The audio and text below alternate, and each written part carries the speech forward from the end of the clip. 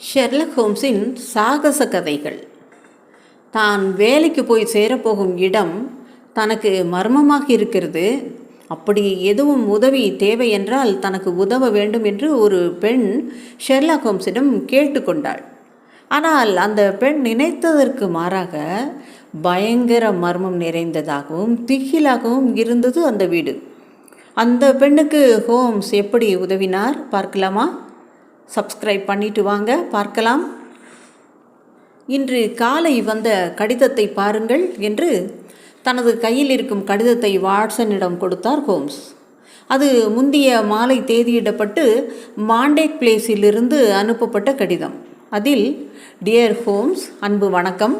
எனக்கு ஒரு மாளிகையை நிர்வகிக்கும் கவர்னஸ் வேலை கிடைத்துள்ளது. இந்த வேலையை நான் ஏற்க வேண்டுமா வேண்டாமா என்பதை உங்களுடன் ஆலோசிக்க விரும்புகிறேன். நான் உங்களுக்கு சிரமத்தை ஏற்படுத்தாவிட்டால் நாளை 10 மணிக்கு அழைக்கிறேன். தங்கள் உண்மையுள்ள வயலட் ஹண்டர். இந்த இளம் பெண்ணை உங்களுக்கு தெரியுமா என்று நான் கேட்டேன். தெரியாது என்றார் அவர். இப்போது 11:30 மணி ஆகிவிட்டது. ஆமாம், இந்த அழைப்பு மணி அந்த பெண்ணுடையதாகத்தான் இருக்கும் என்பதில் எந்த சந்தேகமும் இல்லை. அவர் பேசும்போது கதவை திறந்து ஒரு இளம் பெண் அறைக்குள் நுழைந்தாள். அவள் தெளிவாகவும் அழகாகவும் உடை அணிந்திருந்தாள். நான் உங்களுக்கு தொந்தரவு கொடுத்ததற்கு மன்னியுங்கள் என்றாள். என் நண்பர் அவரை வரவேற்றார். சமீபத்தில் எனக்கு மிகவும் விசித்திரமான அனுபவம் ஏற்பட்டது. அதை பற்றி ஆலோசிக்கவோ அறிவுரை பெறவோ எனக்கு பெற்றோர் உறவினர் யாரும் இல்லை. உங்களிடம் ஆலோசனை பெற வந்திருக்கிறேன். உட்காருங்கள், இருக்கையில் அமருங்கள். மிஸ் வயலட் ஹண்டர், உங்களுக்கு உதவுவதில் மகிழ்ச்சி அடைகிறேன். தனது அருகில் அமரச் செய்து அவருடைய கதையை கேட்க தொடங்கினார். நான் 5 ஆண்டுகளாக கர்னல் மன்ரோவின் குடும்பத்தில் வீட்டை நிர்வகிக்கும் கவர்னஸ் வேலையை செய்து வருகிறேன். 2 மாதத்துக்கு முன்பு கர்னலுக்கு வேலை மாற்றம் கிடைத்ததால் குழந்தைகளை அவருடன் அமெரிக்காவுக்கு அழைத்து சென்றார். சூழ்நிலை காரணமாக நான் வேறு வேலை தேட வேண்டிய கட்டாயத்தில் தள்ளப்பட்டேன். வேலை கேட்டு செய்தித்தாளில் விளம்பரம் செய்தேன். ஆனால் எந்த பலனும் இல்லை. என்னுடைய சேமிப்பும் சிறுக சிறுக கரைந்து கொண்டிருந்தது. வெஸ்ட்-எண்ட் என்ற ஒரு ஏஜென்சி கவர்னன்ஸ் வேலைக்காகவே செயல்படுகிறது. வாரம் ஒரு முறை சென்று அங்கு வேலைக்கு தேவை இருக்கிறதா என்று பார்ப்பேன். இந்த ஏஜென்சியை நிர்வகித்து வருபவர் மிஸ் ஸ்டோப்பர் என்ற பெண்மணி. சென்ற வாரம் எப்போதும் போல அவரது அறைக்குள் காத்திருந்து நுழைந்தேன். ஆனால் அவரோடு இன்னொரு மனிதரும் அமர்ந்திருந்தார். புன்னகைத்த முகத்துடன் கனமான கன்னமும் முக கண்ணாடியும் அணிந்தவராக இருந்தார். அவர் ஸ்டாஃபின் பதிவேட்டை மிக ஆர்வமாக பார்த்து கொண்டிருந்தார். நான் உள்ளே நுழைந்ததும் பதிவேட்டை பார்த்த நபர் என்னை பார்த்தார். பின்பு மிஸ் ஸ்டாப்பரிடம் விரைவாக திரும்பினார். இவர் போதும் என்று நினைக்கிறேன் என உற்சாகமாக கூறினார். எனக்கு இதைவிட பொருத்தமான ஆள் கிடைக்க மாட்டார். நன்றி என்று மகிழ்ச்சியில் பேசினார். நீங்கள் வேலை தேடிக்கொண்டிருக்கிறீர்கள் தானே என்று அவர் கேட்டார். நான் ஆமாம் என்றேன். நீங்கள் எவ்வளவு சம்பளம் எதிர்பார்க்கிறீர்கள்? நான் கடைசியாக கர்னல் மன்ரோவுடன் வேலை செய்யும்போது 1 மாதத்திற்கு 4 பவுண்டு பெற்றேன். ஹோ, பரிதாபம்! இவ்வளவு ஈர்ப்பும் வசீகரமும் கொண்ட ஒரு பெண்ணுக்கு இவ்வளவு குறைவான சம்பளமாக கொடுத்தார். நீங்கள் என்னுடன் வேலைக்கு சேர்ந்தால் வருடத்துக்கு 100 பவுண்ட் சம்பளமாக தருகிறேன் என்றார். மிஸ்டர் ஹோம்ஸ், என்னை போல ஆதரவற்றவளுக்கு இது பெரிய தொகை. இந்த தொகையில் வேலை கிடைக்கும் என்று நான் கனவில் கூட நினைத்து பார்க்கவில்லை. அவர் தன் பாக்கெட்டிலிருந்து புத்தகத்தை திறந்து அதில் ஒரு தாளை எடுத்தார். கவர்னன்ஸ் வேலைக்கு வரும் பெண்களுக்கு அவர்களின் சம்பளத்தில் பாதியை முன்பணமாக கொடுப்பேன். அது என் வழக்கம். அது அவர்களின் பயணத்துக்கும் புது ஆடைகள் எடுத்துக்கொள்வதற்கும் வசதியாக இருக்கும் என்றார். நான் ஏற்கனவே பண நெருக்கடியில் இருந்ததால் இந்த பணம் எனக்கு மிகவும் உதவியாக இருக்கும் என்று தோன்றியது. ஆனால் இந்த பணியை ஏற்றுக்கொள்வதன் மூலம் இயற்கைக்கு எதிரான ஒன்றை நான் செய்யப்போவதாகவே எனக்கு தோன்றியது. அதனால் எனது பணியை குறித்தும் அவரை குறித்தும் நான் தெரிந்து கொள்ள நினைத்தேன். நீங்கள் எங்கு வசிக்கிறீர்கள் என்று நான் கேட்கலாமா? ஷாம்ஷயர், கிராமப்புறம். வீட்டின் பெயர் காப்பர் பீச்சஸ். வின்செஸ்டர் இடத்திலிருந்து 5 மைல் தொலைவில் இருக்கிறது. மிக அழகான இடம், அழகான பழமையான வீடு. உங்கள் வீட்டில் எனது வேலைகள் என்ன என்பதை தெரிந்து கொண்டால் நான் இன்னும் மகிழ்ச்சி அடைவேன். எங்களுக்கு 6 வயதில் ஒரு மகன் இருக்கிறான். அவன் படுசுட்டி. அவன் கரப்பான்பூச்சிகளை செருப்பால் கொல்லுவதை நீங்கள் பார்க்க வேண்டுமே. நீங்கள் கண் சிமிட்டுவதற்குள் 3 கரப்பான் பூச்சிகளை கொன்று விடுவான் என்று அவர் நாற்காலியில் சாய்ந்தவாறு கண்களை சிமிட்டி சிரித்தார். குழந்தையின் கேளிக்கை தன்மையை பற்றி கூறும்போது நான் கொஞ்சம் திடுக்கிட்டேன். உங்கள் மகனை மட்டும் பார்த்து கொள்ள வேண்டுமா? இல்லை இல்லை, உங்கள் வேலைகளில் அதுவும் ஒன்று. என் மனைவி கொடுக்கும் சிறு சிறு வேலைகளில் நீங்கள் செய்ய வேண்டியிருக்கும். அதில் உங்களுக்கு எந்த ஒரு சிக்கலும் இருக்காதென்று நினைக்கிறேன். அவருக்கு உதவுவதில் நான் மகிழ்ச்சி அடைவேன். மகிழ்ச்சி. உதாரணத்துக்கு, நாங்கள் வித்தியாசமான உடையை அணியும் பழக்கம் கொண்டவர்கள். புதிதாக ஆடை ஏதேனும் வந்தால் சில நாட்களுக்கு உடுத்திக்கொள்வோம். அதே போல் உங்களுக்கு சில ஆடைகளை கொடுத்து அணிய சொல்வோம். நீங்கள் மறுக்காமல் அணிந்து கொள்ள வேண்டும். அதுபோல் சிறு சிறு வேண்டுகோள்களை வைப்போம். இது ஒன்றும் உங்களுக்கு பிரச்சனை இல்லை. இல்லை, இங்கே உட்கார்ந்து கொள்வது அல்லது அங்கே உட்கார்ந்து கொள்வது போன்ற கட்டளைகளையும் சில சமயம் வைப்பேன். அது உங்களை புண்படுத்தாது தானே? ஓ, நிச்சயமாக இல்லை. நீங்கள் எங்களிடம் வருவதற்கு முன்பு உங்கள் தலைமுடியை வெட்ட வேண்டும் என்றாலும் மறுக்க மாட்டீர்கள் தானே? தலைமுடியை வெட்டிக்கொள்வது என்பது சாத்தியமற்றது. இப்படி பதில் அளிப்பேன் என்றவர் எதிர்பார்த்திருக்கவே மாட்டார். அவர் கண்களில் ஏமாற்றத்தை பார்த்தேன். இல்லை, இது மிகவும் அவசியமான ஒன்று. என் மனைவியின் முக்கியமான விருப்பமும் இதுதான். அவருடைய ஆடை, கூந்தல், ஃபேஷன், பழக்க வழக்கங்களை திருப்திப்படுத்தும் பெண்தான் வேலைக்கு தேவை. அதே சமயம் உங்கள் விருப்பத்திலும் நான் தலையிடுவது சரியில்லை. இது எனக்கே கேட்குறதுக்கு கஷ்டமாக இருக்குது. உங்களால் தலைமுடியை கத்தரித்து கொள்ள முடியாதா? இல்லை, என்னால் முடியாது என்று நான் உறுதியாக பதிலளித்தேன். ஓ, மிகவும் நல்லது. ஒரு விஷயம் இதை தீர்மானிக்கிறது. மற்ற விஷயங்களில் நீங்கள் பொருந்தியிருந்தாலும் இந்த ஒரு விஷயத்துக்காக என்னால் உங்களுக்கு வேலை அளிக்க முடியாது. மிஸ் ஸ்டாஃபர், உங்கள் லெட்ஜரில் இருக்கும் மற்ற இளம் பெண்களையும் பார்க்க விரும்புகிறேன். என் தங்குமிடத்திற்கு திரும்பிய போது அலமாரியில் குறைந்த அளவுக்கு பணம் இருந்தது. மேலும் நான் பணம் செலுத்த வேண்டிய 2 அல்லது 3 பில்கள் மேஜையின் மேல் இருந்ததை பார்த்ததும் மிகவும் முட்டாள்தனமான காரியத்தை செய்துவிட்டோமோ என்று தோன்றியது. அந்த மனிதர் பார்ப்பதற்கு விசித்திரமாக தெரிந்தாலும் அவருடைய கோரிக்கையை ஏற்பதற்கு தகுந்த சம்பளம் தருகிறார். நான் ஏதோ தவறு செய்துவிட்டது போல எண்ணம் வந்தது. அதுக்கு அடுத்த நாள் நான் தவறு செய்துவிட்டேன் என்று உறுதியாக நம்பும் அளவுக்கு என்னுடைய நிலைமை மாறிவிட்டது. என் தன்மானத்தை இழந்து மீண்டும் ஏஜென்சிக்கு சென்று அந்த வேலை காலியாக இருக்கிறதா என்று தெரிந்து கொள்வதில் ஆர்வமாக இருந்தேன். அந்த சமயத்தில் என்னிடம் பேசிய நபரிடமிருந்து இந்த கடிதம் வந்தது. நீங்களே வாசித்து பாருங்களேன். மதிப்புக்குரிய மிஸ் ஹண்டர் அவர்களுக்கு மிஸ் ஸ்டாப்பர் அவர்கள் உங்களுடைய முகவரியை என்னிடம் கொடுத்தார். உங்கள் முடிவை நீங்கள் மறு பரிசீலனை செய்ய முடியுமா என்பதற்காக இந்த கடிதம். உங்களை பற்றி என் மனைவி கூறிய பிறகு நீங்கள் வேலைக்கு வர வேண்டும் என்று அவர் விரும்புகிறார். எங்களால் உங்களுக்கு ஏற்பட போகும் அசௌகரியத்திற்கு காலாண்டுக்கு 30 பவுண்ட் அதாவது வருடத்துக்கு 120 பவுண்ட் சம்பளம் கொடுக்க தயாராக இருக்கிறோம். என் மனைவிக்கு பளிர் நீல நிறம் மிகவும் பிடிக்கும். அந்த நிறத்தில் உள்ள ஒரு ஆடையை நீங்கள் அணிந்து வீட்டுக்குள் வந்தால் மிக நன்றாக இருக்கும். நீங்கள் அந்த ஆடையை புதிதாக வாங்க வேண்டிய அவசியம் இல்லை. என் அன்பு மகள் ஆலிஸுக்கு தற்போது அவள் ஃபிலேடெல்வியாவில் இருக்கிறாள். அவருக்கு சொந்தமான ஒன்று எங்களிடம் இருக்கிறது. இது உங்களுக்கு நன்றாக பொருந்தும். நாங்கள் சொல்லும் இடத்தில் அமர்ந்து வேலை செய்வதில் உங்களுக்கு எந்த பிரச்சனையும் இல்லை என்பதை ஒரு சிறு சந்திப்பில் புரிந்து கொண்டேன். ஆனால் நீங்கள் கூந்தலை வெட்டுவதில் எங்களால் மறு பரிசீலனை செய்ய முடியாது. தங்கள் இழப்பை ஈடு செய்யவே சம்பளத்தை உயர்த்தியிருக்கிறோம். மற்றபடி எனது மகனை கவனித்துக் கொள்வதில் உங்களுக்கு சிரமம் இருக்காது. எங்கள் பணியை ஏற்று நிச்சயம் வருவீர்கள் என்று எதிர்பார்க்கிறேன்.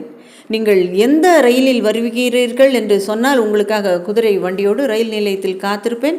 தங்கள் உண்மையுள்ள ருகாஸ்டெல். மிஸ்டர் ஹோம்ஸ், இதுதான் எனக்கு வந்த கடிதம். இந்த வேலையை நான் ஏற்றுக்கொள்ள முடிவு செய்துவிட்டேன். இருந்தாலும் இறுதி நடவடிக்கை எடுக்கிறதுக்கு முன்னாடி உங்களிடத்தில் ஆலோசனை பெற வந்தேன்.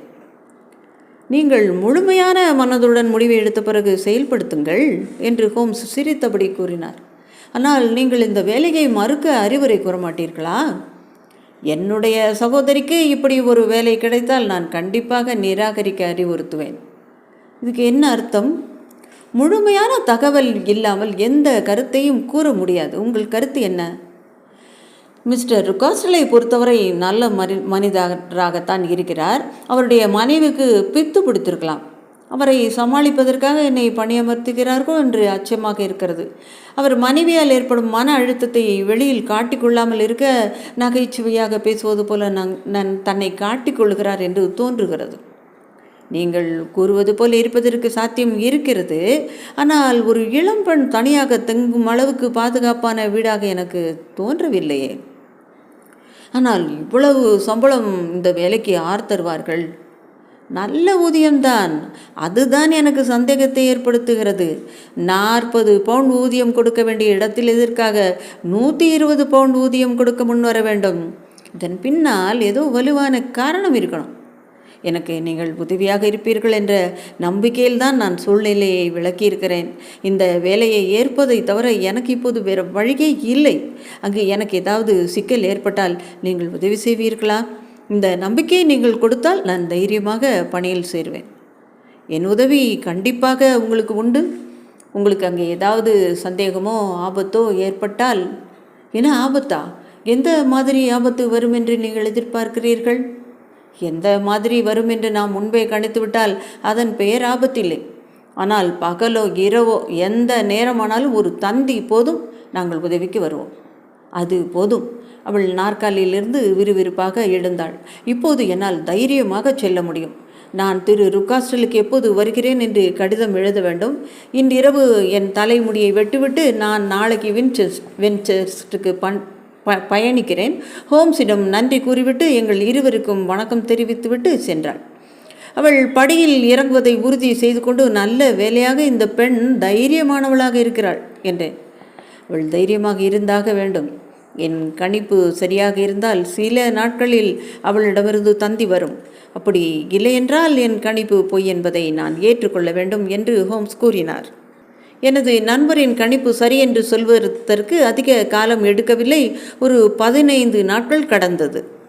ஒரு நாள் இரவு அந்த பெண்மணி ஹண்டரிடமிருந்து தந்தி வந்தது. மஞ்சள் உரையை திறந்து தந்தியை நோட்டம் விட்ட பின்பு என்னிடம் கொடுத்தார். அடுத்த ரயில் எப்போது செல்கிறது என்று பாருங்கள். அவள் அனுப்பிய தந்தி சுருக்கமாக இருந்தது. தயவுசெய்து நாளை மதியம் வின்செஸ்டரில் உள்ள பிளாக் ஸ்வான் ஹோட்டலுக்கு வாருங்கள். அவசியம் வர வேண்டும். நான் இக்கட்டான சூழ்நிலையில் இருக்கிறேன். ஹண்டர். நீங்கள் என்னுடன் வருவீர்களா? நான் கட்டாயம் வருகிறேன் என்றேன். ரயில் எத்தனை மணிக்கு பாருங்கள்? 9 மணிக்கு ரயில் உள்ளது. சரியாக 11:30 மணிக்கு வின்செஸ்டரில் அடையும் என்று நான் சொன்னேன். மறுநாள் 11 மணி அளவில் நாங்கள் அங்கு சென்றோம். பிளாக் ஸ்வான் என்பது ஹை ஸ்ட்ரீட்டில் புகழ்பெற்ற விடுதி. ரயில் நிலையத்திலிருந்து அதிக தூரத்தில் எல்லாம் இல்லை. அங்கு எங்களுக்காக அந்த இளம்பெண் காத்திருப்பதை பார்த்தோம். அவள் ஒரு அறையில் அமர்ந்திருந்தால் எங்களுக்காக மதிய உணவும் மேஜையில் காத்திருந்தது. நீங்கள் வந்ததில் மிகவும் மகிழ்ச்சி அடைகிறேன் என்று அவள் ஆர்வத்துடன் கூறினாள். உங்கள் ஆதரவு எனக்கு தேவைப்படுகிறது. உண்மையில் நான் என்ன செய்ய வேண்டும் என்று தெரியவில்லை. உங்கள் அறிவுரை எனக்கு முற்றிலும் விலை மதிப்பற்றதாக இருக்கும். உங்களுக்கு என்ன நேர்ந்தது என்று என்னிடம் கூறுங்கள். திரு ருக்காஸ்டுக்கு 3 மணிக்கு நான் திரும்பிடுவேன்னு உறுதி அளிச்சிருக்கேன். அதுக்குள்ளே நான் எவ்வளவு விரைவாக செல்ல முடியுமோ செல்ல வேண்டும். சரி, உங்களுக்கு என்ன கஷ்டம்? அதை சரியான வரிசையில் சொல்லுங்கள் என்று கூறி கேட்க தயாரானார் ஹோம்ஸ். ருக்காஸ்டில் தம்பதிகளிடமிருந்து எந்த விதமான மோசமான துன்பத்தையும் நான் சந்திக்கவில்லை என்பதை முதலில் தெளிவாக சொல்லிவிடுகிறேன். அவர்களின் விசித்திரமான நடவடிக்கை எனக்கு புலப்படவில்லை. நீங்கள் கூறியது போல நான் அனைத்தையும் வரிசையாக சொல்லுகிறேன். ரயிலிருந்து இறங்கியதும் திரு ருக்காஸ்டில் தனது குதிரை வண்டியில் காப்பர் பீச்சுக்கு அழைத்து சென்றார். அந்த வீடு அவர் என்னிடம் கூறியது போல கொஞ்சம் அழகாக இருந்தாலும் பெரிய அழகு என்றெல்லாம் சொல்லிவிட முடியாது. பெரிய சதுர வடிவ வீடு, வெள்ளை அடிக்கப்பட்டிருந்தாலும் பல இடங்களில் கரை படிந்ததாகவும் ஈரமாகவும் இருந்தது. வீட்டை சுற்றி நிலங்கள் மட்டுமே இருக்கிறது. வீட்டின் வாசல் முன்பு தடிமனான காப்பர் பீச்சஸ் மரங்கள் இருந்ததால் அந்த வீட்டை காப்பர் பீச்சஸ் என்று அழைக்கிறார்கள். நான் குதிரை வண்டியில் வந்து இறங்கியதும் எனது எஜமானர் அவரது மனைவியையும் குழந்தையையும் அறிமுகப்படுத்தினார். திரு ஹோம்ஸ், நாம் பேக்கர் தெருவில் உள்ள உங்கள் அறையில் சந்திக்கும் போது நாம் அவரது மனைவிக்கு பைத்தியம் பிடித்திருக்கும் என்று நினைத்தோம் அல்லவா? அப்படியெல்லாம் இல்லை. அவள் மிகவும் அமைதியானவள். கணவனை விட மிகவும் இளையவள். வயது 30க்கு மேல் இருக்காது. ஜிமானருக்கு 45க்கும் குறைவாக இருக்கும். அவர்கள் பேசிக்கொண்டதை வைத்து நான் புரிந்து கொண்டதை சொல்லுகிறேன். அவர்களுக்கு திருமணமாகி சுமார் 7 ஆண்டுகள் ஆகிறது. எனது எஜமானர் முன்பே திருமணமாகி மனைவி இழந்தவர். தனது முதல் மனைவியின் மூலம் பிறந்த மகள் ஆலிஸ் அமெரிக்காவில் இருக்கும் பிலடெல்பியாவில் இருப்பதாக தெரிந்து கொண்டேன். ஒரு முறை திரு ருக்காஸ்டிலுடன் தனிமையாக பேசிக்கொண்டிருக்கும் போது அவருடன் 2வது திருமணத்தில் தனது வயதுடைய பெண்ணை மணந்ததில் விரும்பாத ஆலிஸ் அவரை விட்டு விலகியதாக கூறினார். திருமதி ருக்காஸ்டில் எதிலும் ஈடுபாடு கொண்டவராக தெரியவில்லை. அவர் நல்லவரா கெட்டவரா என்று கூட என்னால் முடிவு செய்ய முடியவில்லை. எஜமானரும் அவரிடம் அன்பு கொண்டவராகத்தான் தெரிகிறார். ஒட்டு மொத்தமாக அவர்கள் இருவரும் மகிழ்ச்சியான தம்பதிகளாகத்தான் இருந்தார்கள். ஆனால் மிஸ் ருக்காஸ்டிலுக்கு சில இரகசிய துக்கங்கள் இருப்பதாக தோன்றுகிறது. இந்த பெண் சில சமயம் மிகுந்த சிந்தனையில் தன்னை தொலைத்து விடுபவளாக தெரிகிறாள். சில முறை ஆச்சரியப்படுத்தும் வரையில் கண்ணீருடன் இருக்கிறாள். அவருடைய குழந்தையின் மனநிலை நினைத்து அப்படி நடந்து கொள்கிறாரோ என்று நினைத்து கொண்டேன். அவர்களது மகன் மிகவும் செல்லம் கொடுத்து சீரழிக்கப்பட்ட சிறுவனாக தெரிந்தான். ஆனால் நான் அவனை குறித்து அதிகம் பேச விரும்பவில்லை. ஏனென்றால் நான் சொல்லப்போகும் சிக்கலுக்கும் அவனுக்கும் எந்த சம்பந்தமும் இல்லை. நீங்கள் எல்லா தகவல்களையும் சொல்லுவது நல்லது. வழக்குக்கு பொருத்தமா இல்லையா அப்படிங்கிறத நாங்கள் பார்த்துக்கிறோம் என்று நண்பர் குறிப்பிட்டார். முக்கியத்துவம் வாய்ந்த அனைத்தையும் தவறவிடாமல் சொல்ல முயற்சிக்கிறேன். அந்த வீட்டில் மிக அந்நியமாகவும் விசித்திரமாகவும் தோன்றியது அங்கு வேலை செய்யும் தம்பதியர்கள். அவர்களின் தோற்றம் எனக்கு அச்சத்தை தந்தது. கணவனின் பெயர் டோலர். சரிந்த முடியுடன் குடி நாற்றம் அவன் மீது எப்போதும் அடித்துக்கொண்டே இருக்கும். நான் அவர்களுடன் இருந்த அந்த 2 முறையும் அவன் மிகவும் குடிபோதையில் இருந்தான். அவனது மனைவி மிகவும் உயரமான மற்றும் வலுவான பெண்மணி, எப்போதும் இறுக்கமான முகம் கொண்டவர். திருமதி ருக்காஸ்டலை போலவே மிகவும் அமைதியானவள். இருவரையும் பார்த்தால் விருப்பமில்லாமல் வாழும் தம்பதிகளாகவே தெரிகிறார்கள். எனது அறை சிறுவனின் அறைக்கு பக்கத்திலே இருந்தது. பெரும்பாலும் எனது வேலை இந்த 2 அறைகளிலும் இருந்ததால் அவர்களை சந்திக்கும் வாய்ப்பு எனக்கு மிகவும் குறைவாக இருந்தது. நான் காப்பர் பீச்சில் வந்த 2 நாட்களுக்கும் என் வாழ்க்கை மிகவும் அமைதியாகத்தான் இருந்தது. 3வது நாள் காலை உணவு முடித்த வேளையில் திருமதி ருக்காஸ்டில் தனது கணவனின் காதில் ஏதோ கிசுகிசுத்தார். ஆமாம் என்று அவரிடம் கூறி என்னை பார்த்து, மிஸ் ஹண்டர், உங்கள் கூந்தலை குறைத்து கொண்டு இங்கு வேலைக்கு சேர்ந்ததுக்கு மிகவும் நன்றி. இருந்தாலும் உங்கள் தோற்றத்தில் மிகப்பெரிய மாற்றம் என்று எதுவும் இல்லை. எனவே கூறியது போல நாங்கள் கொடுக்கும் ஆடையை மாற்றிக்கொண்டு வந்தால் நன்றாக இருக்கும். உங்கள் அறையின் படுக்கையில் பிரகாசமான நீல நிற உடையை வைத்திருக்கிறோம். அதை நீங்கள் அணிந்து வந்தால் மேலும் கடமைப்பட்டவர்களாக இருப்போம் என்றார். எனக்காக வைக்கப்பட்ட நீல நிற ஆடையை பார்க்க விசித்திரமாக இருந்தது. இதை சிறந்த ஆடை என்று சொல்வதை விட விலை உயர்ந்த ஆடை என்றே சொல்லலாம். ஆனால் அந்த ஆடையை முன்பே பயன்படுத்தினார்கள் என்ற அறிகுறி தெரிந்தது. நான் அதை அணிந்து தோன்றிய போது இருவரும் மகிழ்ச்சி அடைந்தார்கள். பின்பு வீட்டின் முன்புறம் இருக்கும் பெரிய அறையில் 3 நீண்ட ஜன்னல்கள் இருந்தன. நடுவில் உள்ள ஜன்னலுக்கு அருகில் ஒரு நாற்காலி வைக்கப்பட்டிருந்தது. அதன் பின்புறம் அதை நோக்கி திரும்பியது.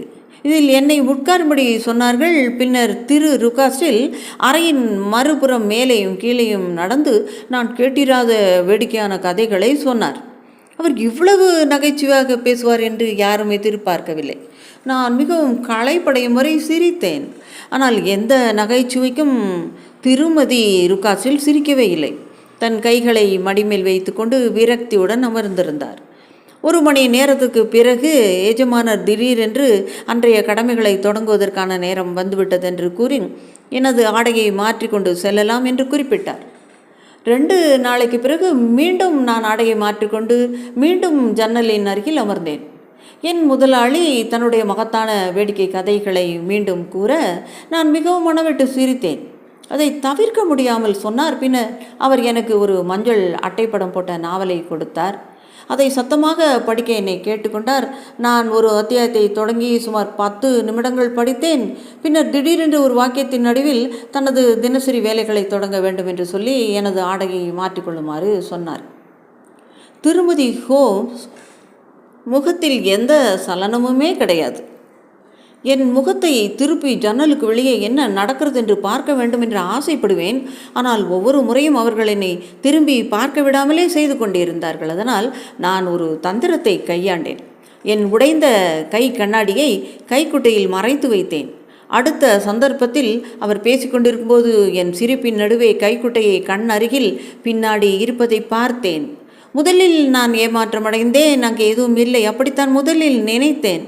இருந்தாலும் 2வது முறை சரியாக பார்க்கும்போது சாலையில் ஒரு மனிதன் நின்று கொண்டு என்னையே பார்த்து கொண்டிருப்பதை உணர்ந்தேன். அவன் சாம்பல் நிற உடையில் சிறிய தாடி கொண்ட மனிதனாக இருந்தான். அது முக்கியமான நெடுஞ்சாலை என்பதால் பொதுமக்களும் நடந்தவாறு இருந்தார்கள். ஆனால் அவன் என்னை மட்டும் ஆர்வத்துடன் பார்த்து கொண்டிருந்தான். என்னுடைய கைக்குட்டையை தாழ்த்தி திருமதி ருகாஸ்டலை நான் பார்த்தேன். அவளுடைய கண்கள் என்னை நெடுநேரமாய் பார்த்து கொண்டிருப்பதையும் உணர்ந்தேன். என் கையில் ஒரு கண்ணாடி இருப்பதையும் அதன் மூலம் எனக்கு பின்னால் காண்பதையும் அவள் கவனித்து விட்டாள். அவள் எழுந்து திரு ருகாஸ்டலிடம், சாலையில் ஒருவன் நின்று மிஸ் ஹண்டரை வெறித்து பார்த்து கொண்டிருக்கிறான் என்று கூறினாள். அவன் உங்களுடைய நண்பனா மிஸ் ஹண்டர்? இல்லை, இந்த பகுதியில் எனக்கு யாரையுமே தெரியாது. அறிவற்றவன். இப்படியா சாலையில் நின்று எல்லாரும் தெரியும்படி ஒரு பெண்ணை வெறித்து பார்ப்பது? திரும்பி அவனை இங்கிருந்து போகச் சொல்லுமாறு அவனுக்கு சைகை காட்டுங்கள் என்றார். ஐயோ, அதெல்லாம் வேண்டாம், இதை பெரிதாக்காமல் அப்படியே விட்டுவிடலாம். இல்லை, அப்படியே விட்டுவிட்டால் இங்கேயே சுற்றி கொண்டிருப்பான். தயவுசெய்து அவனை திரும்பி செல்லுமாறு நீங்கள் சைகை காட்டுங்கள். நானும் அவனுக்கு சொன்னபடியே செய்தேன். அதன் பிறகு திருமதி ருகாஸ்டில் ஜன்னலின் திரையை மூடினார். இது நடந்து 1 வாரமாகிறது. அதன் பிறகு என்னை மீண்டும் ஜன்னலில் உட்கார சொல்லவில்லை. நீல நிற ஆடையை அணியவில்லை. சாலையில் இருந்த மனிதனையும் நான் பார்க்கவில்லை. விஷயம் மிகவும் சுவாரஸ்யமாக இருக்கிறது. மேலும் நடந்ததை சொல்லுங்கள் என்றார் ஹோம்ஸ். நான் கூறப்போகும் மற்றொரு விஷயத்தையும் நீங்கள் கேட்டால் ஒன்றுக்கொன்று தொடர்பில்லாமல் இருப்பது போலத்தான் தோன்றும். நான் காப்பர் பீச்சுக்கு வந்த முதல் நாளில் திரு ருகாஸ்டிலினை சமையல் அறையின் கதவுக்கு அருகில் இருக்கும் மிக சிறிய இடைவெளி அறைக்கு சென்று அதை நெருங்கும்போது ஒரு சங்கிலியின் கூர்மையான சத்தம், ஒரு பெரிய விலங்கு நகரும் சத்தம் எனக்கு கேட்டது. இது பாருங்கள் என்று கூறி திரு ருகாஸ்டில் 2 மர பலகையை திறந்து காட்டினார். இவன் பார்ப்பதற்கு அழகாக இல்லையா என்றார். நான் அதிர்ந்து போனேன். உள்ளே 2 கண்களுடன், ஒளிரும் கண்களுடன் ஒரு மிருகம் இருளில் இருப்பதை உணர்ந்தேன். நான் திடுக்கிடுவதை பார்த்தவர், பயப்பட வேண்டாம், இது என்னுடைய செல்ல பிராணி, பெயர் கார்லோ. இது என்னுடையது தான் என்றாலும் இதை அதிகம் கவனித்துக் கொள்வது டோலர் தான். ஒரு நாளைக்கு 1 முறைதான் இதுக்கு உணவு வைக்கப்படும். மற்ற நேரத்தில் அதிகமாக உணவு வைப்பதில்லை. டோலர் ஒவ்வொரு இரவும் இதனை அவிழ்த்து விடுகிறான். நமது வீட்டில் யாரேனும் அனுமதி இல்லாமல் இரவு நேரத்தில் வந்தால் கார்லோவுக்கு இரையாக வேண்டியது தான். தயவுசெய்து நீங்கள் இரவு நேரத்தில் வெளியே செல்ல வேண்டாம், அது உங்கள் உயிருக்கே ஆபத்தாக முடியும் என்று முடித்தார். அவருடைய எச்சரிக்கை விளையாட்டாக இல்லை. 2 இரவுகள் கழித்து என் படுக்கையறை ஜன்னலுக்கு வெளியே அதிகாலை 2 மணி அளவில் பார்த்தேன். நில ஒளியில் ஒரு பெரிய உருவம் வெளியே வருவதை கண்டேன். அது ருகாஸ்டிலின் வளர்ப்பு நாய், மிகப்பெரிய கன்றுக்குட்டி போல இருந்தது. அந்த அமைதியான இரவில் அந்த உருவம் என்னை அச்சப்பட வைத்தது. திருடனே வந்தாலும் இப்படி என்னை அச்சப்பட வைத்திருக்க முடியாது. இதே போல இன்னொரு அனுபவம். நான் லண்டனில் இருக்கும்போதே எனது வேலைக்காக கூந்தலை வெட்டிவிட்டேன் என்பது உங்களுக்கு தெரியும். அதை அப்படியே சுருட்டி என் பெட்டியின் கீழ்ப்பகுதியில் வைத்திருந்தேன். ஒரு நாள் மாலை சிறுவன் தூங்கிய பிறகு என் வேலை முடிந்ததென்று என் அறையை சீரமைக்கும் வேலையை செய்ய தொடங்கினேன். என் அறையில் இருக்கும் 3 அடுக்கு அலமாரியில் முதல் 2 அடுக்கில் எனது பொருட்களையும் துணிமணிகளையும் வைத்தேன். 3வது அடுக்கை திறக்க நினைத்த போது அது திறக்க முடியவில்லை, பூட்டு போட்டிருந்தது. முதல் 2 அடுக்கு திறந்திருக்கும் போது ஏன் 3வது அடுக்கு பூட்டியிருக்க வேண்டும்? என்னிடம் சில சாவிகள் கொண்ட கொத்துக்கள் இருந்தது. அதில் இருக்கும் முதல் சாவியை எடுத்து திறக்க முயன்ற போது அந்த 3வது அடுக்கு திறந்தது. அதில் ஒரே ஒரு பொருள் மட்டும்தான் இருந்தது. அது என்னவென்று உங்களால் கற்பனை செய்து கூட பார்க்க முடியாது. அது என்னுடைய வெட்டப்பட்ட மீதி கூந்தல். அதை எடுத்து ஆய்வு செய்தேன். அதன் விசித்திரமான நிறம் அடர்த்தி என் கூந்தலைப் போலவே இருந்தது. ஆனால் என் கூந்தல் எப்படி அலமாரியில் இருக்கும் டிராயரில் வந்திருக்க முடியும்? சாத்தியமில்லை.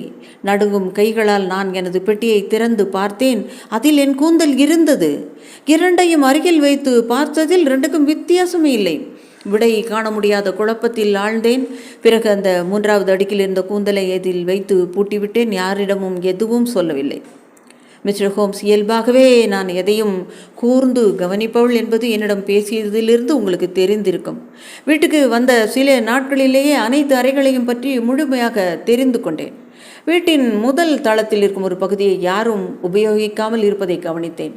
டோலர் தங்கியிருக்கும் அறைக்கு எதிரில் இருக்கும் கதவு தான் அந்த பகுதிக்கு செல்லும் வழியாக இருந்தது. அது எப்போதும் பூட்டப்பட்டு இருந்தது. ஒரு நாள் அந்த கதவு வழியாக திரு ருகாஸ்டில் வித்தியாசமான முக பார்வையுடன் சாவி கொத்தோடு வெளியே வந்தார். எப்போதும் தன்னை உற்சாகத்துடன் காட்டிக்கொள்ளும் தோற்றம் அவரிடம் இல்லை. அவரது கன்னங்கள் சிவந்து புருவம் அனைத்தும் கோபத்தால் நிரம்பியிருந்தது. நரம்பு புடைத்து கொண்டிருந்தது. கதவை பூட்டிவிட்டு சென்று விட்டார். என்னிடம் ஒரு வார்த்தை கூட பேசவில்லை. என்னை கவனிக்கவும் இல்லை. சிறிது நேரத்தில் மிக இயல்பான முகபாவனையோடு அங்கு வந்தார் அவர். சிறிது நேரத்திற்கு முன்பு ஒரு வேலை விஷயமாக சிந்தித்து கொண்டே நடந்ததால் உங்களை கவனிக்காமல் சென்று விட்டேன். ஒரு வார்த்தை கூட பேசவில்லை, தப்பாக நினைக்காதீர்கள் என்றார். இல்லை, நான் அதை பெரிதாக எடுத்துக்கொள்ளவில்லை. இந்த பகுதியில் சில அறைகள் பயன்படுத்தப்படாமல் இருக்கிறதே, எதனால்? அதன் ஜன்னல்கள் கூட மூடிய நிலையில் இருக்கிறதே. புகைப்படம் எடுப்பது எனக்கு பொழுதுபோக்கு. அதற்காகத்தான் இருட்டான அறையை அமைத்திருக்கிறேன். இந்த அறையை பற்றி அறிந்து கொண்ட உங்கள் சாமர்த்தியத்தையும் அறிவையும் பாராட்டுகிறேன். இப்படி ஒரு கவனிக்கும் திறன் கொண்ட பெண்ணை யாராவது பார்த்திருப்பார்களா என்று என்னை பாராட்டுவது போல பேசி போலியான புன்னகையுடன் அந்த இடத்தை விட்டு சென்றார். இந்த கேள்வி அவருக்கு எரிச்சலைத்தான் தந்திருக்கும். நான் அந்த அறையின் ரகசியத்தை தெரிந்து கொள்ள நினைத்தேன். அதற்கான வாய்ப்பு நேற்றுதான் வந்தது. எஜமானரை தவிர டோலரும் அவனது மனைவியும் வெளிப்புற அறைகளை சுத்தம் செய்வதற்காக கருப்பு துணி பையுடன் கதவு வழி எடுத்து செல்வதை பார்த்தேன். நேற்று மாலை அவன் நன்றாக குடித்துவிட்டு போதையில் இருந்தது நினைவுக்கு வந்தது. எப்படியும் மறதியில் சாவியை அவனுடைய அறையில் வைத்திருப்பான் என்று நினைத்தேன். நினைத்தது போலவே சாவியை அங்கே விட்டுவிட்டு சென்று விட்டான். ருகாஸ்டில் தம்பதியர் இருவரும் கீழே குழந்தையுடன் இருந்தார்கள். இப்படி ஒரு வாய்ப்பு மீண்டும் கிடைக்காதென்று நான் மெதுவாக சாவியை எடுத்து கதவை திறந்து உள்ளே போனேன். உள்ளே ஒரு சிறிய பாதை, கார்பெட் போடப்படாத தரையாக இருந்தது.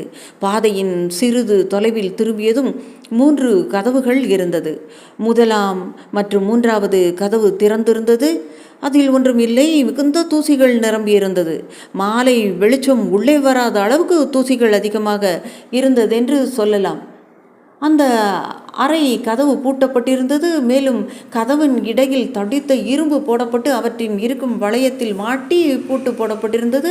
அதை திறக்க சாவி இல்லை. அந்த அறை இருளில் இல்லை. உள்ளே ஏதோ வெளிச்சம் இருப்பது தெரிந்தது. அந்த அறையில் ஏதோ ரகசியம் இருப்பது போல தோன்றியது. அந்த சமயம் உள்ளே இருந்து ஒரு சத்தம் கேட்டது. நிழல் அசைவது போலதான் இருந்தது. யாரோ ஒருவர் உள்ளே முன்னும் பின்னும் நடக்கிறார்கள் என்று எனக்கு தெரிய வந்தது. என் இதயம் நின்று விடுவது போல இருந்தது. மிஸ்டர் ஹோம்ஸ், நான் என்னுடைய தைரியத்தை முழுவதுமாக இழந்தேன். பைத்தியம் பிடித்தவள் போல் என் ஆடையை பிடித்து வேகமாக ஓடினேன். நான் வெளியே வந்ததும் அங்கிருந்த ருகாஸ்டலின் கைகளில் விழுந்தேன். ஓ, நீங்களா? கதவு திறந்திருக்கும் போதே நினைத்தேன் நீங்களாகத்தான் இருக்க வேண்டும் என்று. ஓ சார், மன்னிக்கவும், நான் மிகவும் பயந்து விட்டேன். என்ன நடந்தது? எதை கண்டு பயந்தீர்கள் என்று கனிவுடன் கேட்டார். அவர் பேசிய விதத்தில் நான் சமாதானமானேன். இருந்தாலும் அவரை என்னால் முழுமையாக நம்ப முடியவில்லை. உங்கள் அனுமதி இல்லாமல் தனியாக அந்த அறைக்கு போனது தப்புதான். அங்கிருந்து இருளும் தனிமையும் எனக்கு பயத்தை அளித்ததால் ஓடி வந்து விட்டேன். இன்னும் கூட எனக்கு பயம் நீங்கவில்லை. எதற்காக நான் அந்த கதவை பூட்டி வைத்திருக்கிறேன் என்று நினைக்கிறீர்கள்? எனக்கு தெரியாது. யாரும் அந்த அறைக்கு போகக்கூடாதுங்கிறதுக்காகத்தான் அந்த அறை பூட்டப்பட்டிருக்கிறது என்பது கூட உங்களுக்கு புரியவில்லையா என்று அவர் இன்னும் நேசமான முறையில் புன்னகைத்தபடி கூறினார். அந்த புன்னகையில் உண்மை இல்லை என்று தெரிந்தது. மன்னியுங்கள், அப்படி தெரிந்திருந்தால் செய்திருக்க மாட்டேன். இப்போது தெரிந்து விட்டது இல்லையா?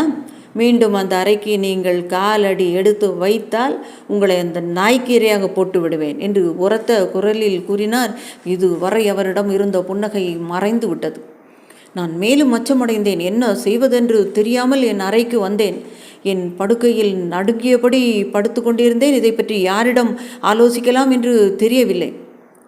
இந்த நிலையில்தான் எனக்கு உங்கள் ஞாபகம் வந்தது. எப்படியோ தைரியத்தை வரவழைத்து கொண்டு உங்களுக்கு தந்தி அனுப்பலாம் என்று எனது தொப்பியை மாட்டிக்கொண்டு அரை மைல் தொலைவில் இருக்கும் தபால் நிலையத்திலிருந்து உங்களுக்கு தந்தி அனுப்பினேன். நான் திரும்பி வருவதற்குள் இரவாகிவிட்டது. நாயின் கயிறு அவிழ்க்கப்பட்டிருக்குமோ என்று பயந்தேன். ஆனால் டோலர் அந்த மாலையில் தன்னை மறக்கக்கூடிய அளவுக்கு குடித்து மயங்கியிருக்கிறான் என்று நினைவுக்கு வந்தது. அவனை தவிர அந்த பிராணியின் கயிற்றை யாரும் திறந்து வெளியே அனுப்ப மாட்டார்கள். தைரியமாக எனது அறைக்கு சென்றேன். உங்களுக்கு தந்தி அனுப்பிவிட்டோம் என்ற மன நிறைவில் நன்றாக தூங்கினேன். எனக்கு விடுப்பு கிடைத்தது. ஆனால் 3 மணிக்குள் திரும்பி விட வேண்டும் என்ற நிபந்தனையுடன் விடுப்பு கிடைத்திருக்கிறது. ருகாஸ்டில் தம்பதிகள் மாலை வரை வெளியில் செல்வதால் குழந்தையை நான் பார்த்து கொள்ள வேண்டிய வேலை இருக்கிறது. மிஸ்டர் ஹோம்ஸ், அந்த வீட்டில் எனக்கு ஏற்பட்ட அனுபவங்கள், சாகசங்கள் அனைத்தையுமே உங்களிடம் சொல்லிவிட்டேன். ஹோம்ஸும் நானும் ஒரு அசாதாரண கதையை கேட்டிருக்கிறோம். என் நண்பர் எழுந்து சிறிது நேரம் அங்கும் எங்கும் நடந்தார். டோலர் இன்னும் குடி போதையில் தான் இருப்பாரா? ஆமாம், இன்று அவனால் எந்த வேலையும் செய்ய முடியாது என்று அவனது மனைவி சொல்வதை நான் கேட்டேன்.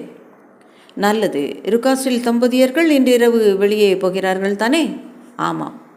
அந்த வீட்டில் வாயின் நிலக்கரி சேமித்து வைப்பதற்காக பாதாள அறை இருக்கிறதா?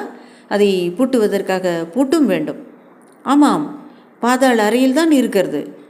மிஸ் ஹண்டர், நீங்கள் துணிச்சலான மற்றும் விவேகமான பெண் என்பதால் இந்த விஷயத்தில் நீங்கள் செயல்பட்டால் நன்றாக இருக்கும் என்று எனக்கு தோன்றுகிறது. இது வரை செய்ததை விட இது ஒரு பெரிய சாதனையாக இருக்கக்கூடும். சொல்லுங்கள், நான் செய்ய முயற்சிக்கிறேன். நாங்கள் இருவரும் இன்று 7 மணி அளவில் அங்கே வருகிறோம். அந்த நேரத்தில் ருகாஸ்டில் தம்பதியர்கள் வீட்டில் இருக்க மாட்டார்கள். டோலர் குடிபோதையில் இருப்பான். அவனது மனைவி மட்டுமே இருப்பார். அவரிடம் பாதாள அறைக்கு சென்று ஏதோ ஒரு பொருள் எடுக்கும் வேலையை கொடுங்கள். அவர் உள்ளே சென்றதும் அந்த அறையின் கதவை பூட்டி விடுங்கள். அது போதும். உங்களால் செய்ய முடியுமா? நிச்சயமாக முடியும். அருமை. இந்த விவகாரத்தை நாம் முழுமையாக ஆராய வேண்டும். நீங்கள் சொல்வதையெல்லாம் பார்க்கும்போது ஒரே ஒரு சாத்தியமான விளக்கம் மட்டுமே இருக்கிறது. உங்களை வேறொருவர் போல நடிக்கவே ஆள் மாற்றாட்டம் செய்து உங்களை நடிக்க அழைத்து வரப்பட்டீர்கள். உண்மையான நபர் இந்த அறையின் சிறையில் அடைக்கப்பட்டுள்ளார். அது வெளிப்படையானது. இந்த கைதி யாராக இருக்கும் என்று ஆராய்ந்தால் அது அமெரிக்காவில் இருப்பதாக கூறிய அவரது மகள் மிஸ் அலிசாகத்தான் இருக்கும் என்பதில் எனக்கு எந்த சந்தேகமுமே கிடையாது. உயரம், உருவம் மற்றும் உங்கள் கூந்தலின் நிறம் இவற்றை நீங்கள் அவளைப் போலவே இருந்திருப்பீர்கள். அவள் நோய்வாய்ப்பட்டு தங்கள் கூந்தலை வெட்டியிருக்கலாம். அதனால் உங்களுடைய கூந்தலையும் வெட்டி விடுமாறு கூறியிருக்கிறார்கள். சாலையிலிருந்து உங்களை பார்த்தது அலிஸின் நண்பனாகவோ, உறுதியாக சொல்ல வேண்டுமென்றால் காதலனாகவோ இருக்கலாம். மிஸ்டர் ருகாஸ்டிடம் சிரித்து பேசுவதன் மூலம் அலிஸுக்கு அவனை பிடிக்கவில்லை என்ற பொய்யான தோற்றத்தை அவர்கள் உருவாக்க நினைக்கிறார்கள். இரவில் நாயை திறந்துவிட்டு அவன் அலிஸை சந்திக்க விடாமல் தடுத்துள்ளார்கள். ஆமாம், நீங்கள் சொல்வது சரியென்று நான் நம்புகிறேன் மிஸ்டர் ஹோம்ஸ் என்று ஹண்டர் கூறினார். நீங்கள் விளக்கிய பிறகு அந்த வீட்டில் நடந்த 1000 விஷயங்கள் என் கண் முன்னால் வந்து அனைத்தும் ஒத்து போகிறது. நாம் எப்படியாவது அந்த பெண்ணை காப்பாற்றியாக வேண்டும். நாம் மிகுந்த ஆபத்தான மனிதர்களை கையாள்வதால் மிகுந்த எச்சரிக்கையுடன் செயல்பட வேண்டும். ருகாஸ்டில் வெளியே செல்லும் வரை நாம் எதுவும் செய்ய முடியாது. 7 மணிக்கு நாங்கள் அங்கு இருப்போம். அந்த வீட்டில் இருக்கும் மர்மத்தை கண்டுபிடிக்க அதிக நேரமாகாது. ஹோம்ஸ் கூறியது போலவே நாங்கள் இருவரும் 7 மணிக்கு அங்கே இருந்தோம். எங்களுக்காக வீட்டு வாசலில் காத்திருந்த மிஸ் ஹண்டர் கொஞ்சம் பதட்டமாகவே காணப்பட்டார். நான் கூறியதை நீங்கள் செய்துவிட்டீர்களா? அப்போது எங்கிருந்தோ கீழிருந்து ஒரு பெரிய சத்தம் வந்தது. பாதாள அறையில் திருமதி டோலர் இருக்கிறாள். அவளுடைய கணவர் சமையலறை தரையின் மீது கொரட்டை விட்டு தூங்குகிறான். இதோ இந்த வீட்டின் எல்லா அறைகளின் பிரதி எடுக்கப்பட்ட போலி சாவி கொத்துகள். அருமை, உண்மையில் நல்ல வேலை செய்தீர்கள். ரகசியம் நிறைந்த அந்த அறை எங்கே இருக்கிறது? வாருங்கள், அங்கு சென்று உண்மையை அறிவோம். நாங்கள் படிக்கட்டுக்கு மேலே சென்று கதவை திறந்தோம். ஒரு பாதையை தொடர்ந்து மிஸ் ஹண்டர் கூறிய இரும்பு கம்பிகள் குறுக்கில் இடப்பட்டு பூட்டப்பட்ட அந்த அறை கதவை அடைந்தோம். ஹோம்ஸ் தடுப்பு கம்பிகளை அறுத்து எறிந்தார். பின்னர் ஹண்டர் கொண்டு வந்த சாவி கொத்துக்களை கொண்டு கதவை திறக்க முயன்றோம். எதுவுமே கதவில் சேரவில்லை. உள்ளிருந்து எந்த சத்தமும் வராததால் கொஞ்சம் கலவரமடைந்தோம். நமக்கு முன்பே அவர்கள் செயல்பட்டு விட்டார்கள். மிஸ் ஹண்டர் சந்தேகம் வந்து இந்த அறையை ஆராய்ந்ததில் அவர்கள் சுதாரித்து விட்டார்கள் என்று நினைக்கிறேன். இந்த அறையில் இருந்தவரை இடமாற்றம் செய்திருக்கிறார்கள். அப்படியா? எப்படி? இந்த அறையின் மேல் திறக்கப்பட்டிருக்கும் கூரை வழியாக. ஆனால் எப்படி அழைத்து சென்றார்கள் என்பதை பார்ப்போம். ஹோம்ஸ் அந்த கூரையின் மீது ஏறி ஆராய்ந்தாரா? இதோ பாருங்கள், கூரையின் முனையில் ஒரு ஏணி இருக்கிறது, பார்த்தீர்களா? இதன் வழியாகத்தான் அவளை அழைத்து சென்றிருப்பார்கள். அது சாத்தியமில்லை. ருகாஸ்டில் தம்பதியர்கள் வெளியேறும்போது ஏனியே இங்கே இல்லை. ருகாஸ்டில் ஆபத்தான மனிதனாக தெரிகிறான் என்று சொன்னேன் அல்லவா? அவன் வெளியேறுவது போல போய்விட்டு வீட்டுக்கு திரும்பி அலிஸை வேறு இடத்தில் மாற்றி இருக்கலாம். படிக்கட்டில் ஏதோ காலடி சத்தம் கேட்கிறது. அவன்தான் வந்து விட்டான் என்று நினைக்கிறேன். வாட்சன், உங்கள் கைத்துப்பாக்கி தயாராக இருக்கிறதா? அறையின் வாசலில் தோன்றிய மனிதன் வார்த்தைகள் பேசுவதற்கு முன்பே அவனுடைய கையில் இருக்கும் கட்டையால் தாக்க வந்தான். பார்ப்பதற்கு தடிமனான மனிதனாக இருந்தான். மிஸ் ஹண்டர் அவனை பார்த்ததும் பயத்தில் சுவற்றில் சாய்ந்தாள். ருகாஸ்டில். ஆனால் ஷெர்லக் முன்னோக்கி வந்து அவரை எதிர்கொண்டார். உன் மகள் எங்கே ருகாஸ்டில்? அந்த மனிதன் கண்களை சுற்றிலும் பார்த்துவிட்டு பின்பு திறக்கப்பட்ட கூரையை பார்த்தான். இது நான் உங்களிடம் கேட்க வேண்டிய கேள்வி. திருடர்களா என்று ஆவேசமாக கத்தி வேகமாக படியில் இறங்கும் சத்தம் கேட்டது.